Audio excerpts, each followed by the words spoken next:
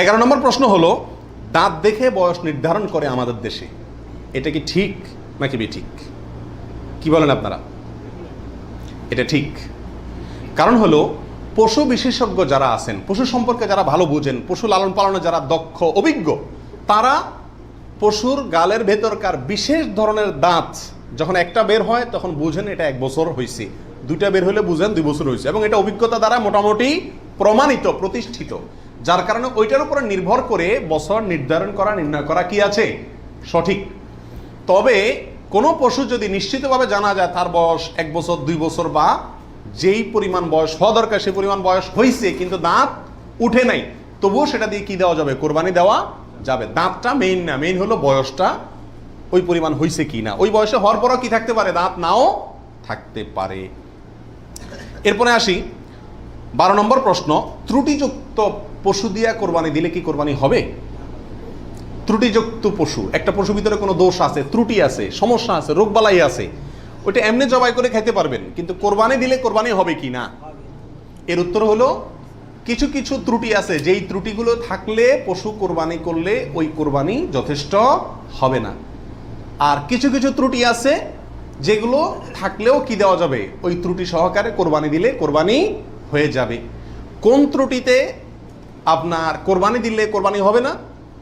একটা হলো ল্যাংড়া হওয়া, এমন ল্যাংড়া যে ল্যাংড়ার কারণে সে পশুর পালের সাথে চললে পিছায় যায়, তাদের সাথে তাল মিলায় ধরে রাখতে পারে না, অথবা জবাই করার জায়গা পর্যন্ত হেঁটে যাওয়ার ক্ষমতা নেই, তাকে ঠেলা নিয়ে যেতে হয়, ছেঁচড়ায় নিয়ে যেতে হয়, শক্তি নেই পায়ে, 1 পা হোক 2 পা হোক, এরকম ল্যাংড়া খোঁড়া যদি হয় তাহলে ওইটা দিয়ে কোরবানি দিলে কি হবে না? যথেষ্ট হবে না, হাদিসে সুস্পষ্টভাবে নিষেধ করা আছে। আরেকটা হলো যে এই পরিমাণ রুগ্ন, অসুস্থ, রোগা, যে রোগার কারণে সে চলাফেরা করতে পারে না, বা ওই যে হাঁটার শক্তি নেই, প্রচন্ড রোগা, দুর্বল, সেটা দিয়ে কোরবানি দিলেও কি হবে না? কোরবানি হবে না। আরেকটা হলো যে অন্ধ, এমন অন্ধ হয়, চোখ কানা অথবা চোখ অন্ধ, অথবা চোখে এমন সমস্যা আছে যে সমস্যার কারণে সে দেখে না, স্বাভাবিকভাবে ঘাস টাস রাখলেও সে বুঝে না কোনটা কি, অথবা ওই জায়গা পর্যন্ত দেখে একা একা যেতে পারে না, উষ্ঠা খায়, তার মানে চোখে বড় সমস্যা আছে, এরকম থাকলে এটা দিয়ে কি হবে না? কোরবানি হবে না। একটা শিং অথবা 2টা শিং গোড়া থেকে উঠে গেছে, একেবারে গোড়া সহ উঠে গেছে, এরকম যদি হয় ওইটা দিয়ে কোরবানি দিলেও কোরবানি হবে না। তবে যদি সামান্য হয়, সামান্য কান কাটা, সামান্য শিং ভাঙা, সামান্য একটু পায়ে সমস্যা, সামান্য একটু অসুখ বিসুখ আছে, এরকম যদি হয় সেগুলো দিয়ে কোরবানি দিলে কি হবে? কোরবানি হয়ে যাবে। অর্থাৎ ত্রুটি যদি ছোট হয় সমস্যা নাই, বড় ত্রুটি যদি হয় তার কারণে কি হবে না? ওই পশু দিয়ে কোরবানি দিলে কোরবানি যথেষ্ট হবে না। 13 নম্বর প্রশ্ন হলো, কেনার পর যদি ত্রুটি দেখা যায় তাহলে কি করবে? আপনি ভালো পশু কিনে নিয়ে আসলেন, কোরবানি করবেন, রেখে দিচ্ছেন, খাওয়াচ্ছেন, হঠাৎ করে দেখা গেল চোখের সমস্যা, যে কোনো কারণে পা ভেঙে গেছে, বড় ধরনের সমস্যা হয়েছে, তখন কি করবেন? উত্তর হলো, যদি আপনি গরিব মানুষ হন তাহলে সেক্ষেত্রে যেটা আছে ওইটাই জবাই করবেন। আর যদি আপনার সামর্থ্য থাকে তাহলে সেক্ষেত্রে আপনার ওইটার বদলে আরেকটা পশু কিনে সেটাকে কি করবেন? কোরবানি করবেন। এরপরে আসেন 14 নম্বর প্রশ্ন, কোরবানির দিন হাঁস মুরগি জবাই করা জায়েজ আছে কিনা? আমাদের দেশে অনেকেই গ্রামের দেশে বলেন যে কোরবানির দিনগুলোতে, ঈদের দিনে কি করা যায় না? হাঁস মুরগি জবাই করা যায় না। আসলে কতটা সঠিক? উত্তর হলো, এটা সম্পূর্ণ ভিত্তিহীন বানোয়াট কথা, এর কোনো গ্রহণযোগ্য ভিত্তি ইসলামী শরিয়াতে নাই। বরং কোরবানি ঈদের দিনে কেউ চাইলে হাঁস বা মোরগ কি করতে পারবে? জবাই করতে পারবে। তবে যদি এটাকে কোরবানির নিয়তে করে যে আমার তো গরু ছাগল দেওয়ার সামর্থ্য নয়, আমি মুরগি দিয়েই দিলাম কোরবানি, তাহলে সেক্ষেত্রে এই জবাই কি হবে না? জায়েজ হবে না, কারণ এই পশু দিয়ে কি হবে না? কোরবানি হবে না। এমনি গোশত খাওয়ার জন্য যদি জবাই করে তাহলে ঈদের দিনেও জবাই করাতে কোনো সমস্যা নাই। 15 নম্বর প্রশ্ন হলো, কোরবানির পশু এটা দেখায় বেড়ানো, প্রদর্শন করে বেড়ানো, এটা কি জায়েজ আছে কিনা? আজকাল কোরবানির পশু কেনার পরে মহল্লাতে, গ্রামে, পাড়াতে, আশেপাশে একটা চক্কর মোটামুটি দেয় না? দেয় না? শুধু দেয় না, আপনার ওইটার গলায় একটা মালা লাগায়, হ্যাঁ, পারে না একটা সাইনবোর্ড লাগায় দেয় কার এটা সেটা, এবং তারপরে ওই গরুকে নিয়ে পুরো এলাকাতে ঘুরায়, এরপর বলে যে এটা কার গরু, বলে অমুকের গরু। এরকম একটা প্রথা মোটামুটি অঘোষিতভাবে চালু আছে না নাই? এরকম প্রদর্শন করে বেড়ানো এটা কি সঠিক? এর উত্তর হলো না। এই প্রদর্শনটা সাধারণত হয়ে থাকে জাহির করার জন্য, সবাইকে দেখানোর জন্য। আর এই দেখানোটার ভেতরে কল্যাণের চাইতে অকল্যাণ বেশি। কেউ যদি বলে আমি এটা দেখাচ্ছি এই জন্য যাতে অন্যরা উৎসাহিত হয়, তাহলে তো এটা ভালো উদ্দেশ্য, কিন্তু এই উদ্দেশ্যে খুব অল্প সংখ্যক মানুষই কি করে, এটাকে শোডাউন করে। বরং এটা শোডাউন করে কি জন্য, সবাই জিজ্ঞেস করবে ভাই এটার দাম কত হয়েছে, কার গরু, মাশাআল্লাহ জিতছে, হাসছে, এসব যোগ বিয়োগ করবে, ঠিক না ঠিক? অতএব মানুষকে দেখায় বেড়ানোর উদ্দেশ্যে যদি এই কোরবানির পশুকে প্রদর্শন করা হয়, শোডাউন করা হয়, তাহলে এটা রিয়া এবং রিয়ার কারণে গুনাহগার হবে। এটা করা যাবে না। আল্লাহ আমাদেরকে বুঝার তৌফিক দান করুন। 16 নম্বর প্রশ্ন হলো, কোরবানির পশু কেনার পরে এবং জবাই করার পরে পশুর সঙ্গে সেলফি তুলে এটা ফেসবুকে দেওয়া যাবে কিনা, সামাজিক যোগাযোগের মাধ্যমে প্রচার করা যাবে কিনা, ইসলামের দৃষ্টিতে এর ভিতরে কোনো এ ব্যাপারে কোনো বাধা আছে কিনা? এর উত্তর হলো, কোরবানির পশু কেনার পরে অথবা জবাই করার পরে ওই পশুর সাথে সেলফি দেওয়া, সেলফিটাই তো অনেকের মতে এটা একটা মানসিক রোগে পরিণত হয়েছে।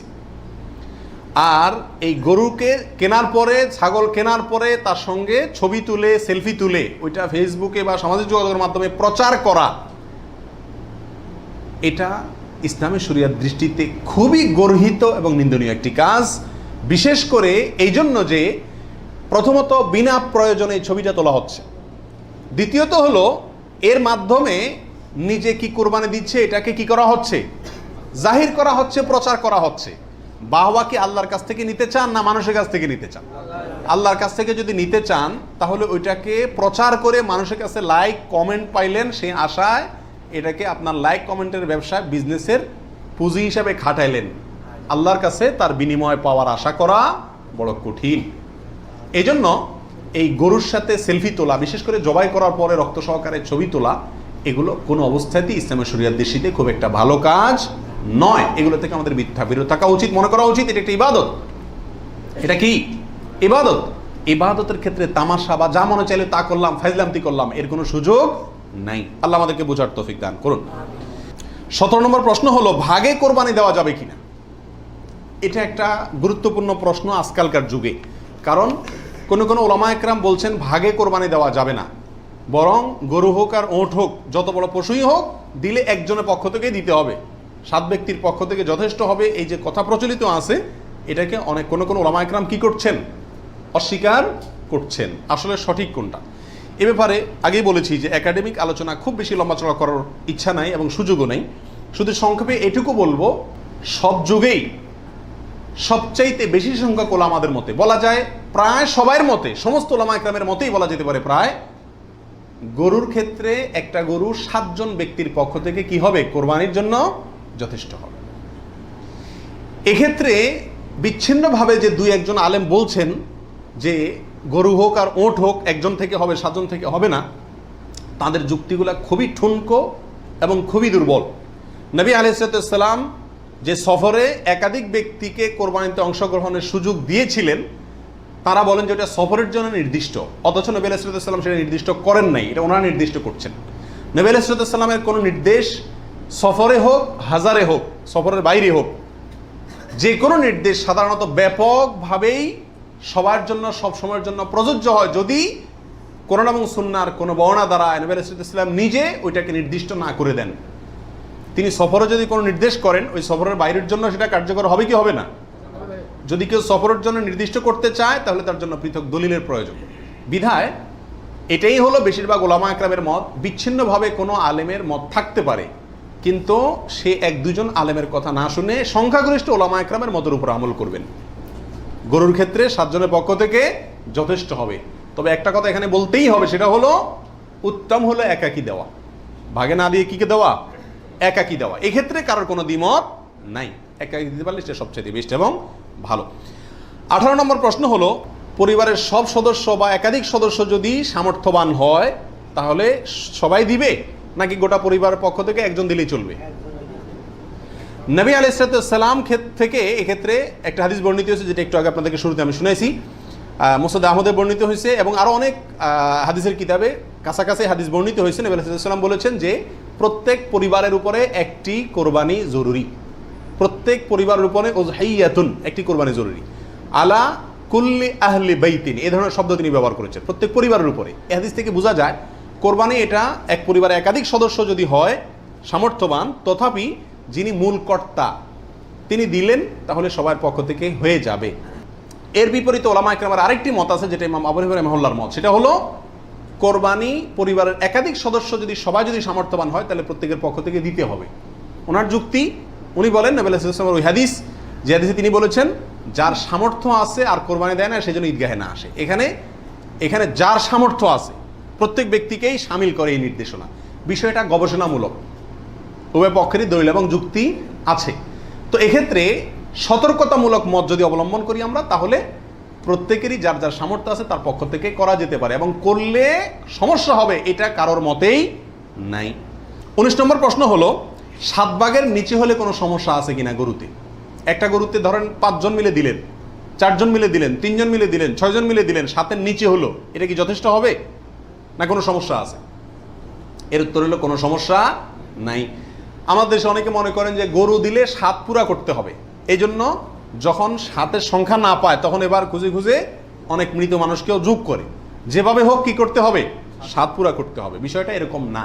কোরবানির গরুতে সর্বোচ্চ 7 পর্যন্ত দেওয়া যায়, 3 জন, 2 জন, 7 জন, 5 জন, 6 জন, যে কোনো সংখ্যায় 7-এর নিচে থাকলেই কোরবানি দেওয়া যাবে। এরপরে আসেন 20 নম্বর প্রশ্ন হলো অমুকের নামে কোরবানি দেওয়া, তমুকের নামে কোরবানি দেওয়া, 7 নামে, 3 নামে, 5 নামে, এরকম একটা কথা সমাজে প্রচলিত আছে। এই কথাটা বলাটা সঠিক কিনা? এর উত্তর হলো না, এটা সঠিক না, এই কথাটা ভুল। কিন্তু এই ভুলটা এমন ভুল না যে ভুলের কারণে বড় ধরনের গুনাহ হয়ে যাবে, কারণ এটা বলার ভুল, এভাবে বলাটা উচিত না। কারণ কোরবানি হবে মূলত আল্লাহ সুবহানাহু ওয়া তাআলার নামে, অতএব 5 নামে, 4 নামে, 3 নামে, 7 নামে কোরবানি হয় না। নাম শুধু একটাতেই হয়, সেটা হলো বিসমিল্লাহ, আল্লাহর নামে, ঠিক না বেঠিক? অতএব এই কথাটা বলার ভুল।